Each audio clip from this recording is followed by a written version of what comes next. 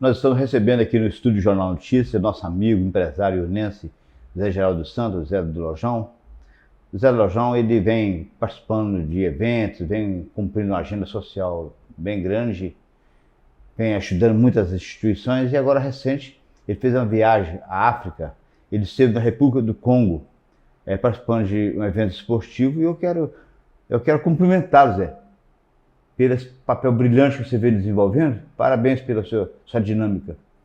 Obrigado, Saloto. E quero também te agradecer pela oportunidade de estarmos aqui, trocando essa experiência, passando essa experiência para as pessoas que te acompanham aí nas redes sociais. Você está sempre levando aí a mensagem para todos os ouvintes aí do Caparaó, do Brasil e de todo o mundo hoje. Como é que surgiu essa ideia de parar lá no Congo?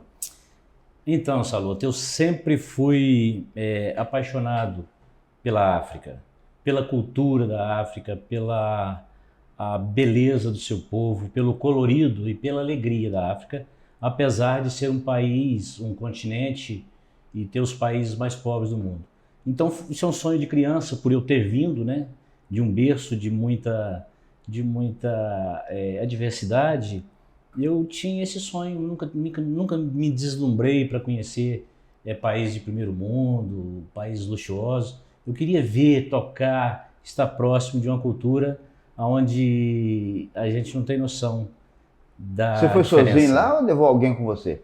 Então, eu fui com 2 amigos. Certo. Nós fomos lá em um projeto de filantropia. Fui junto com Ricardo Murilo, campeão mundial de futsal pela seleção brasileira. Fez a transição de jogar com Manuel Tobias e depois com Falcão.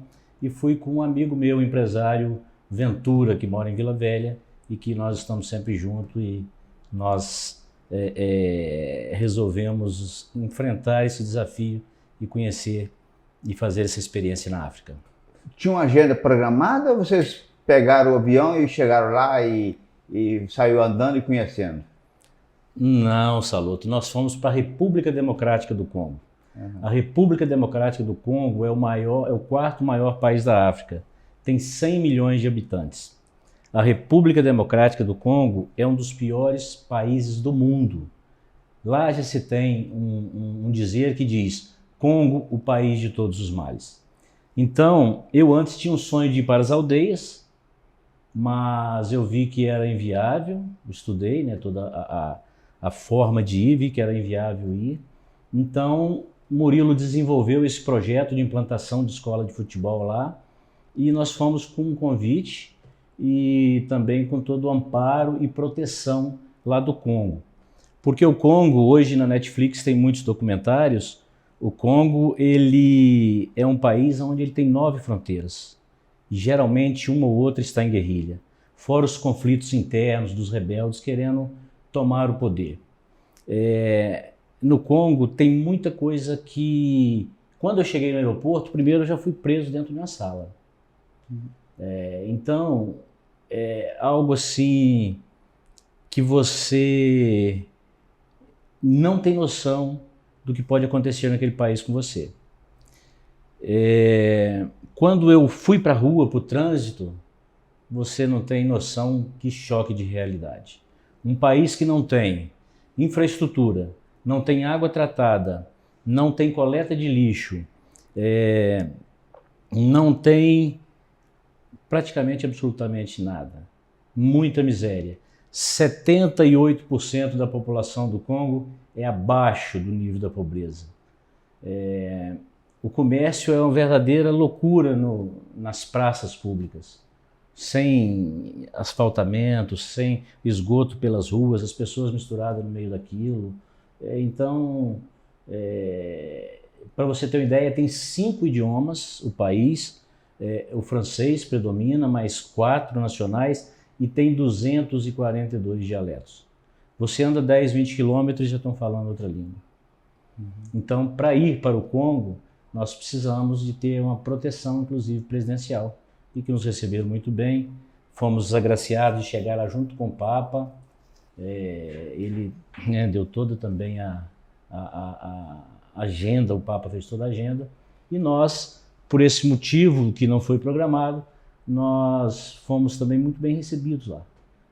Fomos em 3 emissoras de TV, em rádio, demonstramos os projetos dentro do centro, do Golden Ball, e também colocamos esse projeto na rua para as pessoas E visualizarem. esse projeto visualiza alguma coisa de futuro para a prática de futebol, alguma coisa assim?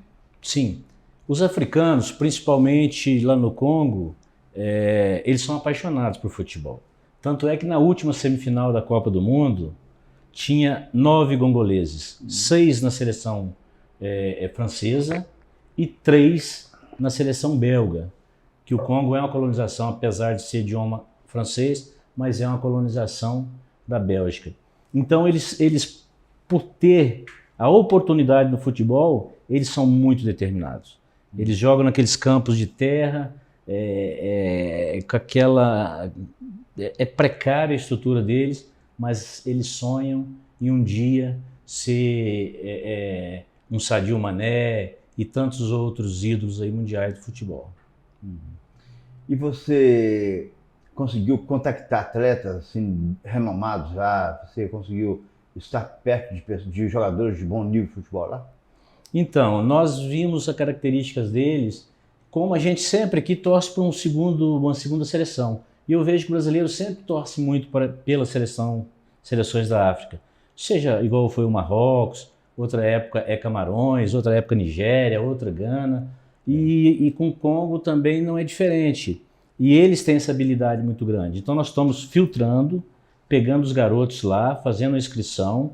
Vamos fazer uma peneira, né, através do Ventura, do Murilo, do Kaiser, que é o embaixador do futebol do Congo, para que esses meninos da peneira, eles venham para o Brasil e eles já vão ter bolsas garantidas no Grêmio, no Palmeiras, no São Paulo, assim também como outros empresários vão olhar para esses meninos e tentar colocar eles no cenário nacional, mundial do futebol. Vendo essa realidade de lá, o que você imagina que pode ser aplicado aqui no nosso município, na região, em relação às crianças pobres daqui? Quando se trata de pobreza, Saloto, a gente quando depara com a realidade da África, os nossos pobres aqui são pessoas que não passam, eu imagino que não tem a necessidade, mas não tem aquela escassez. Aonde buscar? Porque você olha um continente, um país daquele e fala assim, olha, aqui não tem jeito. Isso aqui só Deus. E nós não. O nosso solo é fértil, né? A nossa cultura é rica, somos os maiores produtores de grãos do mundo, carne, dentre outros, indústria. E lá não tem nada disso. Lá a gente passava comendo kebab, que é uma comida tradicional, assim como o fufu, que eles são produtores de mandioca, e eles fazem uma massa, uma bola, com essa mandioca e vão comendo. Aqueles que não têm condição de comprar uma garrafinha de água, eles andam com um saquinho de água na mão e vai comendo aquele fufu, aquela massa de mandioca e comendo. A gente vendo as imagens do seu encontro lá, me parece assim, um pessoal bem nutrido, a pele lisinha, bonitos, né? Um pessoal bonito, né? A gente não percebe na imagem deles uma deficiência alimentar grande assim. Na verdade, a expectativa de vida lá é 43 anos. E o negro por si, ele tem uma genética muito forte. Tanto é que eu não vi nenhum negro lá com dente cariado. Uma dentição perfeita, saudável. Então eles são muito fortes. Mas essa desnutrição que você fala e a gente vê nos vídeos, você vê a cada esquina, a cada lugar, um flash. É muito notório. Lá você vê crianças desnutridas, pessoas idosas desnutridas, mutilados de guerra, porque, como disse para você, a economia do país é a guerra, mutilados de guerra, as viúvas desamparadas, que são coisas assim que a gente não vê aqui no Brasil. Aqui no Brasil a gente vê que se tiver um pouquinho de seriedade, de compromisso, não tenho dúvida que nós seremos um país de primeiro mundo. Quando eu disse para você um choque de realidade, a gente chega lá e vê que as oportunidades não existem, e nós aqui, enquanto cidadão, enquanto empresário, o Lojão dos Móveis está sempre participando, mesmo que seja assim, de uma forma sem muito aparecer no anonimato, a gente vê que nós podemos fazer muito mais. A empresa Lojão dos Móveis agora vai motivar os seus colaboradores, os funcionários, os amigos, os parceiros, para que a gente possa também desenvolver projetos aqui. Motivar também o empresário, motivar as pessoas de bem, que têm um bom coração, que gostam de ajudar, a gente fazer uma transformação aqui dentro do nosso município. Porque da mesma forma que a fome está lá, nós podemos ter gente tão próximo aqui que precisa da nossa ajuda. Então eu acho que aqui, vendo a realidade de lá, está muito mais fácil de nós ajudarmos, da gente participar, da gente estar junto, da gente desenvolver projetos onde a gente inclui as pessoas e onde a gente pode gerar oportunidade para as pessoas. Você entregou troféus, o que era aquilo? Teve um torneio? O que você premiou lá? Isso, a gente levou para a praça um projeto e a gente fez lá umas traves de futebol, fez um gramadinho sintético e botou 2 arcos para as crianças se divertirem. Porque uma bola lá, ela faz a diferença na vida da criança. E nós levamos material esportivo, o Lojão dos Móveis, ele como aqui, a gente está sempre participando socialmente da comunidade, a empresa Lojão dos Móveis fez questão de nós fazermos um projeto lá, adotar crianças lá e fazer esse trabalho. Então, nesses gols, nós colocamos arcos. A partir do menino, que o menino conseguisse acertar a bola dentro daquele arco, ele era premiado, ou com colete do Lojão dos Móveis, ou com uma bola. Então, você não imagina a festa. Junta criança, criança, criança que não acaba mais. E esse projeto de fazer uma peneira para trazer jogadores para os clubes brasileiros, vocês entram como empresários desses garotos? Você tem participação no lucro, na contratação desses meninos? Não, a princípio nós não discutimos isso, nós vamos ser facilitador. O Kaiser, que é o embaixador de futebol do Congo, e ele até está no Brasil agora voltando para lá, juntamente com o Ricardo Murilo, que é o campeão de futsal, eles têm bolsas dentro do Palmeiras, dentro do São Paulo, dentro do Grêmio. Então vamos fazer essa peneira para gerar oportunidades para as crianças. O nosso primeiro objetivo, o princípio, é a gente gerar oportunidades para aquelas crianças. Aí você pode falar assim, ou algum telespectador pode falar, mas por que ir tão longe fazer isso, sendo que nós temos aqui?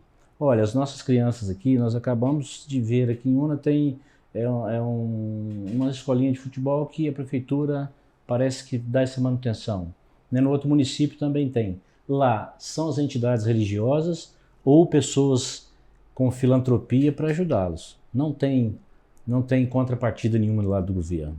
Lá ou a filantropia ajuda, as entidades religiosas ajudam, ou aquelas crianças elas ficam à mercê da sorte. E você tem uma agenda permanente para ir lá agora, tal, revendo essa situação, ou foi uma ida só e encerrou a ideia? Não, a gente muito em breve pretende voltar.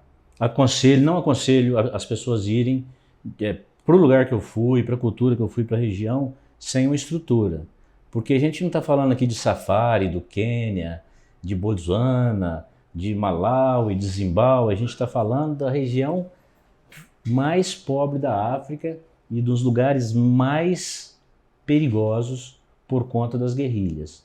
Então, nós iremos voltar sim, a gente tem essa estrutura lá de receber a gente. Não é para qualquer ser humano ir, porque você vai para um lugar, não tem infraestrutura nenhuma. Essas crianças elas são treinadas para a guerra, como são as crianças de alguns países asiáticos? Olha, ainda no Congo tem lugares que sim, né? Tem muitos lugares que sim, não só crianças como mulheres. A partir do momento que a guerra é economia, então quando você detém uma arma e uma farda, você tem o poder. E o mais impressionante, Saloto, as pessoas lá, igual você falou, que parece ser nutrida, elas não alimentam, muito pouco. Assim também como elas não recebem salário. O franco congolês, que é a moeda de lá, as pessoas para pagar um refrigerante, ela anda com uma pia de dinheiro assim. Anda com dinheiro no saco. E não tem valor. Não tem carteira de habilitação, não tem CNH, não tem sinal. Eu estou falando de uma cidade de 15 milhões de habitantes, do tamanho de São Paulo.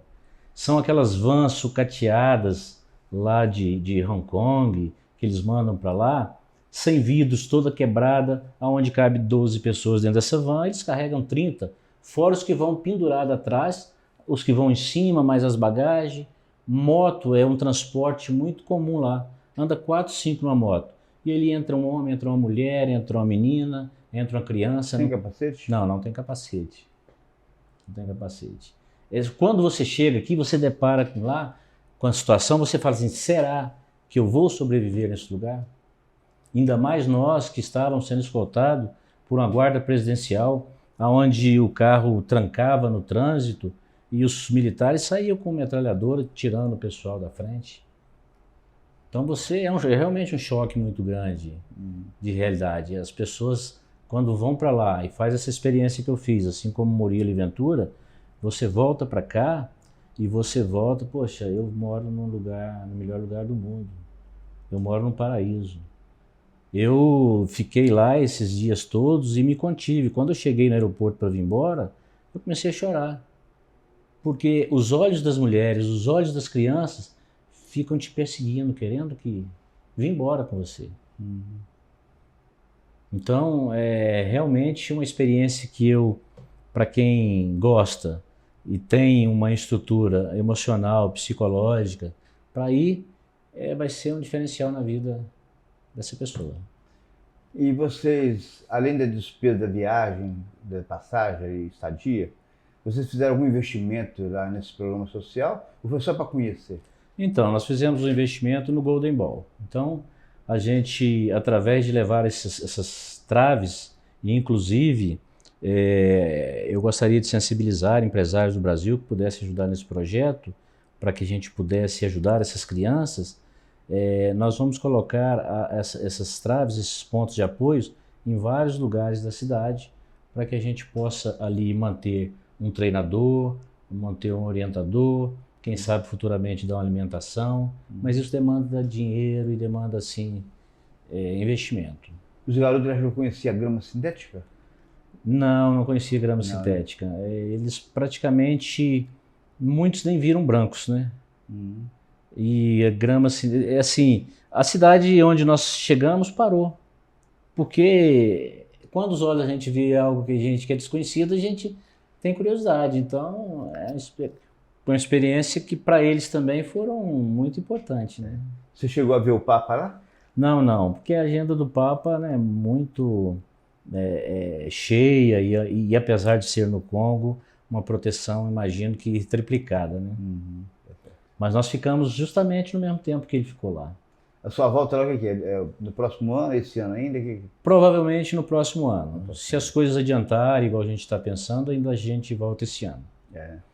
Uma coisa interessante lá da cultura deles também, Saluto. O velório, eu fui no velório lá. O velório, ele demora, por exemplo, nós chegamos lá, essa pessoa tinha falecido, já tinha 7 dias. E eu voltei e ela não foi sepultada ainda. O velório lá, ele demora 10, 12, 15 dias.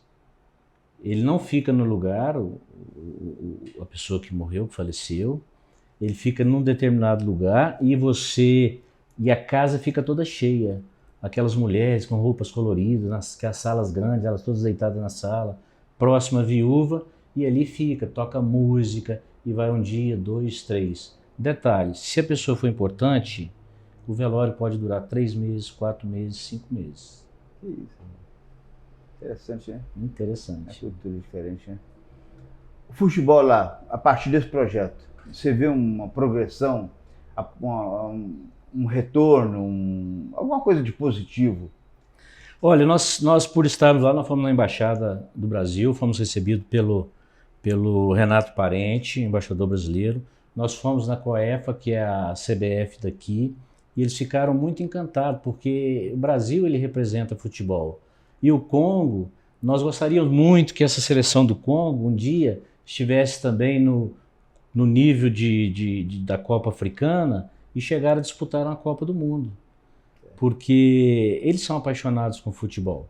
O Congo jogou com o Brasil na Copa de 1974, na época era Zaire, o país chamava-se Zaire. E foi um jogaço, o Brasil tinha que ganhar o jogo, e ganhou, foi muito apertado, e eles têm essa expectativa e essa esperança de voltar assim no nível de de disputar uma Copa Africana, ser campeões e voltar a disputar uma Copa do Mundo. Mas parece que a dificuldade deles é em perder os atletas bons para os times colonizadores, né? Exatamente, eles não conseguem ficar.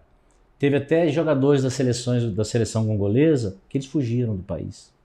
Foram para Portugal, para França, porque eles não têm estrutura. Uhum. Tem um jogador lá do Congo, que eu não sei se vocês lembram dele, é o Diaba. Ele jogou contra o Internacional, ele era um goleiro e ele sentava no chão e fazia motoquinha, saía quicando. Ele lá na Coefa tem um quadro dele e eles idolatram ele. Assim como tem muitos jogadores, na final da Copa do Mundo agora, a França tinha jogadores titulares que eram congoleses. Então justamente isso que você falou, a dificuldade deles ficarem no país e formar essa equipe competitiva e disputar, né, uma Copa do Mundo é muito difícil. Eles conhecem algum jogador brasileiro lá? A todos. Quando eles veem brasileiro, eles falam Ronaldo, falam Robinho, Ronaldinho. Eles são apaixonados pelos jogadores brasileiros. Nós fomos num clube lá, Saloto, que chama Vita Clube. Está aí na internet, tem o site deles. Eles têm 25 milhões de torcedores. 25 milhões de torcedores. E é um clube que a gente está aproximando dele para que a gente possa ajudar também a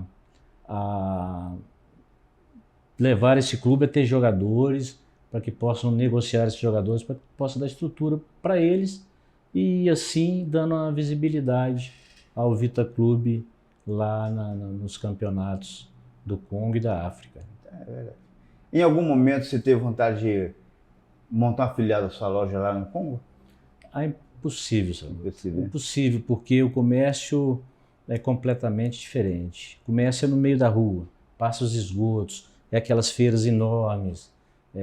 Você não vê uma loja de eletrodoméstico lá, você não vê uma loja de móveis. São coisas artesanais que eles fazem, né? Tem também muita madeira, então eles fazem os móveis de madeira. Mas os países que investiam lá não investem mais, só saqueiam o continente. E tem o contrabando de diamante, ouro e esses metais preciosos. Existe ou os países que colonizam pegam e carregam e não tem problema? Eles lá falam saquear. Os países ricos, muitos deles mantêm as milícias, mantêm os rebeldes, para que os rebeldes tomem conta de mina e os países vão saqueando. E trazem muito diamante, muito ouro, todos os minerais valiosos eles trazem. E eu fiquei impressionado com isso. A ONU está lá dentro, a gente não consegue ver. O Rio Congo é um dos maiores rios, ele é assimilado ao rio, ele é navegável, tem um calado de 50 metros de profundidade. Aliás, 150 metros de profundidade. O Rio Congo é navegável, tem um porto de Matadi, onde as coisas chegam por ali. A floresta tropical do Congo, ela é a segunda do mundo, só perde para a nossa, para o Amazonas. Então, eles têm uma infraestrutura, mas você não vê um país, por exemplo, como que um país tem o Rio Congo e não consegue construir uma hidrelétrica para dar água para aquela população? Por que a ONU não negocia? Estados Unidos, por que não construir hidrelétrica? Canadá, por que não fazer a coleta de lixo? Brasil, já que tem a política de investir nos outros países, por que não investir? Não estou dizendo investir no ser humano, porque isso é o básico. A malária lá, ela come solta, né? Agora teve outro surto do lado lá, que foi do Quênia, de Angola, né? Que está aí aterrorizando todo mundo.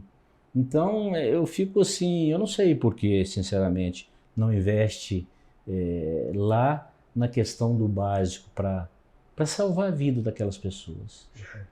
A mortalidade infantil deve ser muito alta, né? Enorme. Mortalidade infantil enorme. Lá tem uma coisa assustadora. Tem um documentário na Netflix também. As mulheres, as meninas, elas começam a ser estrupadas, geralmente por alguém do militar, com 11, 12 anos de idade. E são estupradas e mutiladas. E o que acontece com essas mulheres? Elas ainda, essas crianças, né? Crianças, elas não conseguem voltar para casa porque os pais não deixam, porque já é uma vergonha para a família. Tem um documentário na Netflix aí que eu estou falando, vocês podem, né? Então é algo assim, é o que eu te falei, Saloto, só vivendo uma situação dessa para você ver que Só vendo para que crer, né? submundo, submundo.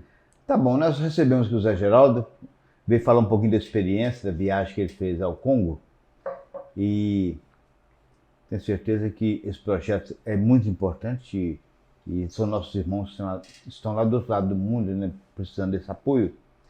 E essa manifestação do Zé Geraldo vai ser muito importante. Então, Zé, parabéns, tá? E a gente está aqui à disposição, quando você quiser voltar para contar mais história. Tá bom, nossa Saloto. experiência, tá? Eu que agradeço, quero te agradecer. Estou aqui para dizer que nós temos nossos problemas, nós temos que estar aqui também discutindo, debatendo nossos problemas, mas se a gente conseguir sensibilizar alguém que possa nos ajudar no projeto lá, a ajuda será muito bem-vinda. Muito obrigado. Obrigado a Abraço. você.